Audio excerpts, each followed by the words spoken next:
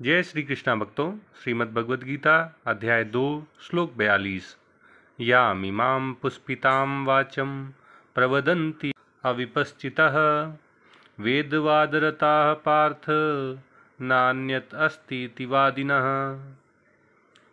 भगवान कृष्ण अर्जुन को उन लोगों के प्रति आगाह कर रहे हैं जो वेदों के कर्म कांड को ही वेदों का सार मानते हैं।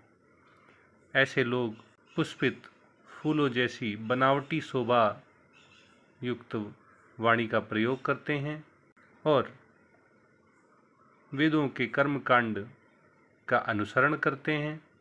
भगवान कहते हैं कि हे पार्थ, ऐसे लोग भोग और विलास के अतिरिक्त और कुछ नहीं है, ऐसा कहते पाए जाते हैं। भगवान कृष्ण अर्जुन को पार्थ कह के उसे उपदेश दे रहे हैं कि कुछ लोग भोग और विलास में सदा डूबे रहते हैं। ऐसे लोग वेदों के कर्म कांड भाग, जिसमें स्वर्ग और भोग की वस्तुएं प्राप्त करने के लिए अनेक यज्ञों का विधान रहता है, उसके प्रति अत्यधिक आकृष्ट होते हैं।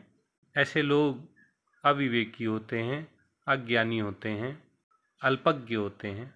ये वेदों के कर्म कांड में लिखी हुई फूलों जैसी बनावटी शोभा से युक्त पुष्पित वाणी को ही जीवन का सार मानते हैं। वे सोचते हैं कि पृथ्वी पर अधिक से अधिक वस्तुओं का, स्त्रियों का, मदिरा का भोग किया जा सके और स्वर्ग में भी अप्सराओं और सोम रस को पाने के लिए वे वेदों के कर्म कांड में लिखी हुई बातों को ही वेदों का लक्ष्य समझते हैं।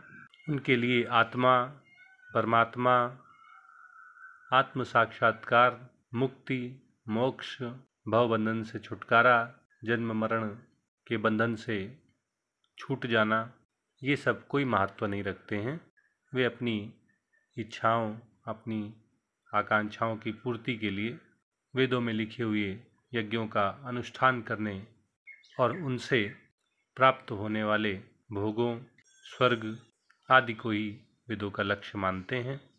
वेदों में कहा गया है कि स्वर्ग में नंदनकानन नाम के अनेक उद्यान हैं, जिनमें अप्सराओं का संग मिलता है, प्रचुर मात्रा में सोमरस उपलब्ध रहता है और इन्हें विभिन्न यज्ञों द्वारा प्राप्त किया जाता है। अल्पज्ञ लोग जो अपने जीवन में भोग और विलास में डूबे रहते हैं, वे सोमरस और अप्सराओं की प्राप्ति, धरती पर विभिन्न ऐश्वर्यों, भोगों को पाने के लिए ही सकाम कर्मों में लगे रहते हैं, यज्ञ करते हैं और यज्ञों को करने के लिए संसाधनों को जुटाने में लगे रहते हैं। भगवान कृष्ण अर्जुन को ऐसे लोगों के प्रति सचेत कर रहे हैं कि ऐसे लोग अज्ञानी होते हैं, अल्पज्ञ होते हैं, अविवेकी होते हैं। भगवान कृष्ण का उद्देश्य अर्जुन को भोग और विलास की इच्छा वाले सकाम कर्मों की ओर आकृष्ट होने से बचाना है।